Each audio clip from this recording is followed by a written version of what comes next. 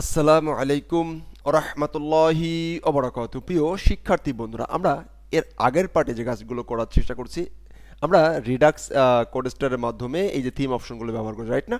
Right. তো এইগুলো কিন্তু হলো যে ওয়ার্ডপ্রেসের নিজস্ব একটা এপিআই আছে, তার মাধ্যমে খুব সহজেই খুব চমৎকারভাবে এই কাজগুলো করা যায়। ওকে, তাহলে এবারে দেখবো আমরা কাস্টমাইজ এপিআই। তো আমরা আমাদের এই যে থিমটি আছে, এই থিমে যদি একটু এপিয়ারেন্সে যাই, কাস্টমাইজ, এই যে দেখেন কাস্টমাইজ একটা অপশন আছে, ক্লিক করি। এই কাস্টমাইজ অপশনে গেলে আমরা যারা ফ্রি থিম ইনস্টল দিয়েছি বা ফ্রি থিম নিয়ে কাজ করেছি, তারা জানি যে এইখানে মোটামুটি সব কিছু চলে আসে। এখন বাই ডিফল্টভাবে ওয়ার্ডপ্রেসে যা যা থাকে সব কিছু মূলত এইখানে চলে আসে। হোম সেটিংয়ের জন্য আমরা যে জিনিসটা পাই, তারপর হচ্ছে মেনু সেটিং চলে আসে, আমাদের এখানে সাইট আইডেন্টিটি চলে আসে, এগুলো বাই ডিফল্ট চলে আসে। তো এই যে এইখানে যদি আমরা আমাদের মতন করে সেকশন অ্যাড করতে চাই, আমরা আমাদের মতন করে এমপ্লিমেন্ট কিছু জেনারেট করতে চাই, তাহলে কিভাবে কি করব সেই কাজটাই মূলত কাস্টমাইজ এপিআই দিয়ে করতে হবে। মানে হচ্ছে থিমের অপশন তৈরি করার জন্য থার্ড পার্টি সিঙ্গুলার নাম্বার বাদে, মানে কোডস্টার তারপর হচ্ছে রিডাক্স এই সব ধরনের অপশন ফ্রেমওয়ার্ক বাদে ওয়ার্ডপ্রেস নিজস্বই রেডি করে দিছে। তো এইগুলো আমরা কিভাবে করতে পারি? এইগুলো করার জন্য আমাদেরকে কাস্টমাইজ এপিআই এইটাকে মূলত কল করতে হবে বা কাস্টমাইজ এপিআই নিয়ে কাজ করা শুরু করতে হবে। তো কাস্টমাইজ এপিআই নিয়ে যদি আমরা কাজ করতে চাই, তাহলে আমরা কিভাবে করব? তো করার জন্য আমি আমার সেই আগের যে প্রজেক্টটি ছিল ডাব্লুপি লার্ন, রাইট না, থিমের ভিতরে ডাব্লুপি লার্নের ভিতরে পোর্ট, এই থিমটাতে আমরা কাজ করি, সমস্যা নেই, একটা এই পোর্টটাতে এটা কাজ করি, মানে পোর্টফোলিওটাতে কাজ করি। ওকে, এখন এই পোর্টফোলিওটাতে আমরা যদি একটু কাজ করার চেষ্টা করি, তাহলে যদি আমরা একটু এখানে যাই, আমাদের পোর্টফোলিওটা অ্যাক্টিভ আছে এখানে, আমাদের পোর্টফোলিওটা অ্যাক্টিভ আছে। যেমন আমরা এই সেকশনটাকে যদি ডাইনামিক করতে চাই, এই সেকশনটা আমি বলেছিলাম যে কোড স্টার দিয়ে করবেন। কি দিয়ে করবেন? কোড স্টার দিয়ে করবেন। বাট এখন আমি দেখানোর চেষ্টা করব যে এই সেকশনটাকেই কিভাবে আমরা অপশন ফ্রেমওয়ার্কের মাধ্যমে করতে পারি। ঠিক যেমন কোডস্টারে আমরা যে কাজগুলো করেছি, এখানেও ঠিক সেভাবে সেই কাজগুলো করার চেষ্টা করব। এই কাজ শুরু করার আগে আমাদেরকে খুব ভালোভাবে এই বিষয়গুলো খুব জানতে হবে। অনেকগুলো বিষয় আছে, সেগুলো আমাদেরকে খুব ভালোভাবে জানা থাকতে হবে। যেহেতু আমি কাস্টমাইজ এপিআই নিয়ে কাজ করব, তাহলে আমি একটা কাজ করতে পারি, এইগুলোকে চমৎকার করে সেপারেট করার জন্য এইখানে একটা ফাইল নিয়ে নিই, একটা ফাইল ইনক্লুড করে নেই। ওকে ওকে, ফাইল কপি করি অ্যান্ড পেস্ট করে এটা কি সেই ফাইল? ওকে, যাক, এটা ফাইল। এইখান থেকে আমরা এখন লিখি যে মাই থিম অপশন, ফাইন, মাই থিম, ওকে, কাস্টমাইজ, কাস্টমাইজ, ওকে, মাই থিম কাস্টমাইজ এই নামে একটা ফাইল নিলাম, রাইট। এটাকে কপি করলাম, কপি করে আমি চলে যাব হচ্ছে আইএনসির ভিতরে, এখানে একটা ফোল্ডার তৈরি করি। ওকে, কাস্টমাইজ নামে একটা ফোল্ডার তৈরি করলাম। ফোল্ডারের ভিতরে একটা ফাইল নিব, কাস্টমাইজ, তুমি আসো, এই কাস্টমাইজ এর ভিতরে একটা ফাইল নিলাম, কি নামে? My theme customize dot PHP. Fine fine. এখন তো এখানে আর একটা ফোল্ডার নিতে হবে আমাদেরকে, যার নামে নিয়েছি, কি নামে নিয়েছি? Customise, CUSTOMIZ, customise. ওকে, এর ভিতরে এখানে থাকলো, ইনক্লুড হয়ে গেল। এর ভিতরে আমরা এবার কাজবাজ শুরু করব। তো কাজবাজ শুরু করতে হলে ওয়ার্ডপ্রেস বলতেছে, তুমি যদি আমাদের কাস্টমাইজটা রেজিস্টার করতে চাও, কাস্টমাইজ অপশন এপিআই নিয়ে কাজ করতে চাও, কোনো সমস্যা নেই, খুব সহজেই তুমি এগুলো নিয়ে কাজ করতে পারবে। এই কাস্টমাইজ এপিআই মূলত মেইনলি চারটা টাইপ দেয়, এবং হচ্ছে এটা অবজেক্ট ওরিয়েন্টেড রিলেটেড কাজ করবে। তো এখন আবার দেখেন যে অবজেক্ট ওরিয়েন্টেড যে হলো যে ওপি পারে না, তার জন্য সমবেদনা এবং সমবেদনা। ওকে, সেটা কি খুঁজি বুঝবে না, টোটালি মাথার উপরে বুঝবেই না, সে কাজ করতেই পারবে না। আর যারা ওপি পারেন না, এই ভিডিওটা মোটের ভুলে ওপেন করবেন না, এটা করে আপনার সময় নষ্ট যাবে, আমি চাই না যে আপনার সময় নষ্ট হোক। ফাইন। এখন এইখানে মূলত 3 থেকে 4টা জিনিস আমরা দেখতে পাবো, 4টা জিনিস আমাদের মাস্ট লাগবে। একটা হচ্ছে যে আমি এটা একটু পিএইচপি আলোচনা করি, একটু ডিপলি আলোচনা করব আমরা। এটাকে প্রথমে থিওরিক্যাল কিছু আলোচনা করব, তারপরে প্র্যাকটিক্যাল কিছু আলোচনা চলে যাব। প্রথমত আমাদের একটা প্যানেল এটা থাকবে, পিএনএল প্যানেল। চারটা জিনিস থাকবে, চারটা জিনিস আমাদের, চারটা অবজেক্ট নিয়ে মোটামুটি কাজ করতে হবে। ওকে, একটা চারটা টাইপ নিয়ে কাজ করতে, একটা হচ্ছে প্যানেল, একটা হচ্ছে কি প্যানেল, তারপরে একটা হচ্ছে সেকশন। Okay fine. এরপরে একটা হচ্ছে কন্ট্রোল, CONTR, কন্ট্রোল, কন্ট্রোল বানান ভুল যেতে পারে। এরপর সেটিং। এই চারটা টাইপস নিয়ে আমাদেরকে এই কাস্টমাইজ অপশনে আমাদেরকে কাজ করতে হবে। তো এইটা যখন আমরা কাজ করতে পারবো, এই চারটা বিষয় আমরা ক্লিয়ারলি বুঝতে পারবো, তাহলে আসলে আমাদের কাজের সেটিং রেডি হবে। তো কি কি লাগবে, কয়টা টাইপস জানতে হবে আমাদেরকে বলেন তো? Panel, section, controller, setting. Panel, section, controller, setting. কি কি? Panel, section, controller, setting and মুখস্থ। যাদের মুখস্থ হয়ে গেছে চারটা জিনিসের, টোটালি চারটা জিনিস ভালো করে জানলে আমরা কাস্টমাইজ এপিআইটা একদম কুল্লু খালাস করে দিতে পারবো। তো যারা মুখস্থ করে ফেলছেন, হাতে লিখছেন, তারাই তার পরের অংশটুকু দেখবেন। আমার লেসন যারা দেখছেন তাদের মুখস্থ করতে পারলে হাতে লিখতে হবে, আর যারা হাতে লিখবেন না, খাতায় লিখবেন না, তারা আমার ভিডিও দেখার দরকার নেই।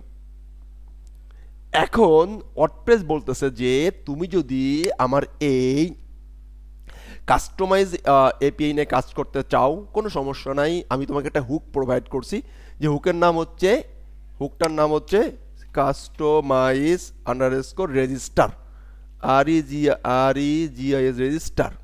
এই হুকটা প্রোভাইড করছি, তুমি এই হুকটাকে কল করো, কল করে এরপরে তুমি কাজবাজ শুরু করতে পারো। ফাইন। তো এই পরে যখন হুকটা কিভাবে আমরা অ্যাড করতে চাই, add action, add underscore ACT action, add action. Add অ্যাকশনের ভিতরে তুমি হুকটা পাঠিয়ে দাও। হুকটা কি? Customize underscore REGIS register. এই হুকের ভিতরে তুমি তোমার একটা কলব্যাক ফাংশন পাঠিয়ে দাও, যেখানে যার মাধ্যমে সেই কলব্যাক ফাংশনের ভিতরে প্যানেল, সেকশন, কন্ট্রোলার, সেটিং এইগুলো থাকবে। Right right. তাহলে আমি এখানে লিখলাম যে মাই থিম কি অপশন। Right right. একটু আলাদা করার জন্য আমি লিখলাম CUS কাস্ট লিখে নিলাম আর কি, কপি করলাম। এটাকে এবার আমরা চেক ফাংশন তৈরি করব। রাইট না? রাইট। এই ফাংশনের ভিতর থেকে একটা অবজেক্ট পাস করতে হবে, একটা অবজেক্ট সবসময় পাস করতে হবে। ফাইন। এখন আমরা এটাকে যদি একটু লিখি, ইফ যদি নট ফাংশন এক্সিস্ট না হয়, তাহলে এই ফাংশন যদি এক্সিস্ট না হয়, তাহলেই এই ফাংশনটা আমরা কল করতে লিখতে পারবো। এবং লিখলাম, লেখার পরে এই ফাংশনের ভিতর থেকে একটা অবজেক্ট পাস করতে হবে, একটা অবজেক্ট পাস করে দিতে হবে। তো একটা অবজেক্ট পাস করতে হবে। অবজেক্ট হচ্ছে, এখন অবজেক্ট যারা বোঝেন না তাদের জন্য সময় বেদনা ছাড়া কিছুই না। এখন এইটার অবজেক্ট আমরা অবজেক্ট ডিক্লেয়ার করব। ফাইন। কাস্টমাইজার যে ক্লাসটা আছে, এই ক্লাসের WP কাস্টমাইজ শেষ। এ হলো প্রথম অপশনের কার্যক্রম আমাদের শেষ। এইটার মাধ্যমে আমরা মূলত এইখানে চলে যাব, এর মাধ্যমে চলে যাব এইখানে যে চারটা বিষয়, সেই চারটা বিষয়ে আমরা কাজ করা শুরু করব। এখন পৃথিবীতে সব কিছুরই জন্ম, মৃত্যু এবং কি সংসার আছে না, ঠিক তেমনি এখানেও তিনটা, প্রত্যেক এই যে চারটা জিনিস দেখলাম, চারটা জিনিসের তিনটা জিনিস আমাদের থেকে থাকবে। অ্যাড, তারপরে হচ্ছে কি গেট, অ্যান্ড তারপরে হচ্ছে রিমুভ। প্রত্যেকেরই তিনটা অপশন। প্রথমে আমরা অ্যাড করতে পারবো, তারপর আমরা গেট করতে পারবো, তারপর আমরা মানে কি রিমুভ করতে পারবো। রাইট। তাহলে আমরা যদি একটা প্যানেল অ্যাড করতে চাই, তাহলে আমি কিভাবে অ্যাড করতে হবে?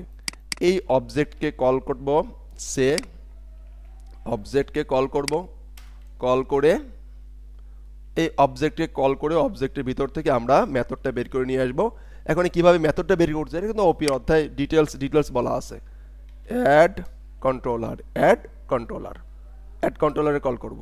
অ্যাড প্রথম হচ্ছে প্যানেল, প্যানেল, অ্যাড প্যানেল, এই মেথডকে কল করব। তাহলে যদি আমরা কোনো প্যানেল অ্যাড করতে চাই, তাহলে এই অবজেক্ট থেকে আমরা মেথডটাকে বের করে নিয়ে আসলাম।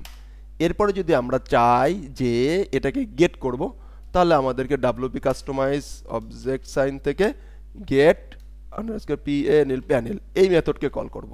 রাইট। যদি আমি রিমুভ করতে চাই, তাহলে আমি লিখব কাস্টমাইজ রিমুভ আন্ডারস্কোর কি প্যানেল এই মেথডকে কল করব। তাহলে যদি একটা প্যানেল অ্যাড করতে চাই, তাহলে আমরা লিখব হচ্ছে অ্যাড প্যানেল যদি আমরা গেট করতে চাই তাহলে লিখবো গেট প্যানেল, আর যদি আমার মতন বানান ভুল করেন তাহলে কিন্তু সমস্যা।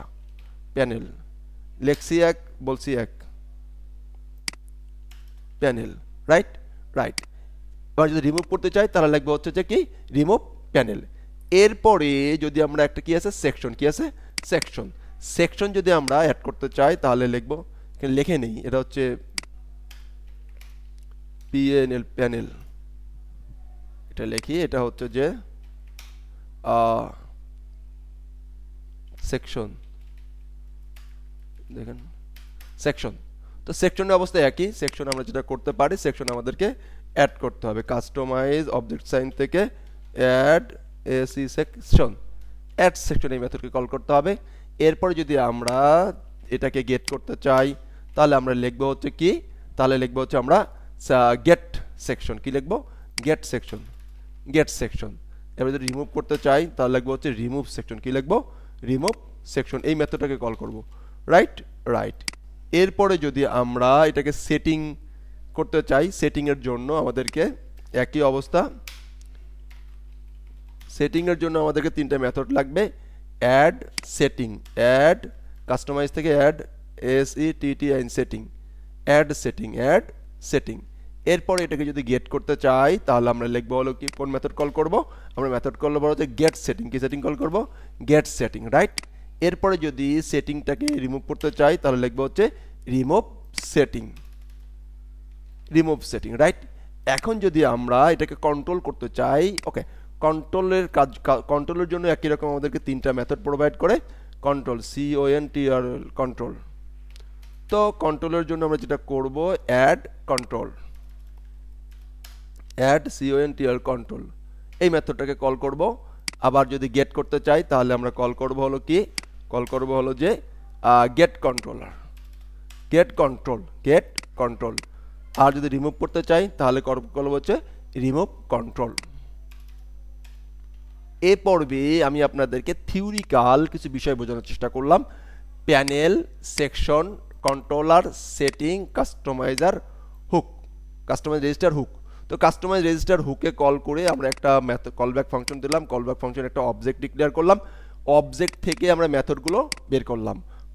প্যানেলের জন্য তিনটা মেথড পাই আমরা, সেকশনের জন্য আমরা পাই তিনটা method, add section, get section, remove section. Setting এর জন্য আমরা পাই add setting, get setting, remove setting. কন্ট্রোলের জন্য আমরা পাই add controller, get controller, remove controller. আশা করছি এই প্রত্যেকটা বিষয় আপনারা মুখস্থ করবেন, মুখস্থ করে আমি আপনাদেরকে আমাকে জানাবেন, ভিডিওর নিচে কমেন্টে জানাইতে হবে যে আপনি এগুলো বুঝছেন। জাস্ট এতটুকু মুখস্থ করেন, প্রতিটা বোঝা লাগবে না, এতটুকু মুখস্থ করবেন। পরবর্তী পার্টে একটা একটা করে করে আমি আসলে এক্সপ্লেইন করব।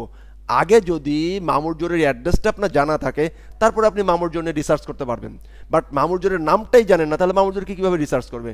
ঠিক তেমনি আপনাকে একটা মেথডগুলোর নামগুলো মুখস্থ করতে হবে, নামগুলো মুখস্থ থাকলে এরপরে প্রত্যেকটা মেথড কি কাজ এটার আমি বলতে সহজ, মানে বললেও আপনি বুঝতে পারবেন এবং আপনি নিজেও বুঝতে পারবেন। ওকে, তাহলে এই পর্বের কাজ হচ্ছে এতটুকু আপনারা এগুলো মুখস্থ করে রাখবেন ইনশাআল্লাহ। ওকে ওকে, আসসালামু আলাইকুম ওয়া রাহমাতুল্লাহি ওয়া বারাকাতুহু।